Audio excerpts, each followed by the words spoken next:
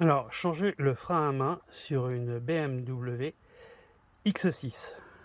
Déjà, on va commencer par, à l'aide du tournevis, de faire sauter délicatement la rondelle.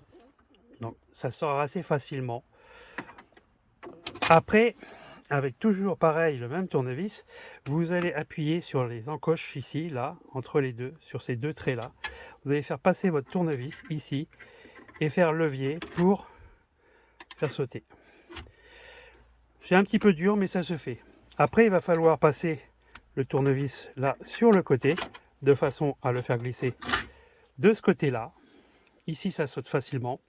Et après, le faire passer de l'autre côté pour le passer par ici, où là, ça sera un petit peu plus dur. Il va falloir y aller beaucoup plus doucement, mais ça le fait aussi. Et là, tac, ça saute et vous pouvez l'enlever.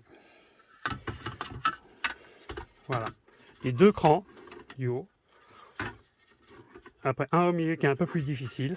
Et après, les autres, ils viennent tout seuls. Après, ici, vous allez avoir 4 vis à démonter, là, là et là. Donc des petites vis noires, comme ça. Voilà. Qui se situent ici. Donc vous les retirez. De là, après, ça s'enlève tout seul. Une fois que vous avez retiré les 4. Il y a le fil qu'il va falloir débrancher ici. Y aller très doucement, pincer un peu.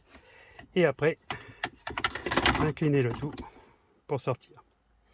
Pour changer votre boîtier de frein à main, vous avez là pareil, 4 vis à retirer. Des petites vis un peu en forme d'étoile. Mais moi j'ai pris un tout petit tournevis plat, et ça l'a fait tout seul. Une fois que vous avez retiré les 4 vis, vous avez donc, voilà, votre frein à main qui est enlevé. Voilà, c'est généralement ces petits loquets qui cassent tout le temps. C'est ce qui est arrivé. Moi, c'est les charnières de chaque côté qui ont cassé. Et voilà. Et pour remonter, eh ben, on fait la même chose, mais en sans service. Et surtout, ne pas oublier de rebrancher le câble et réemboîter après le reste en clipsant à fond. Voilà. Et ben, je vous souhaite un bon changement de frein à main.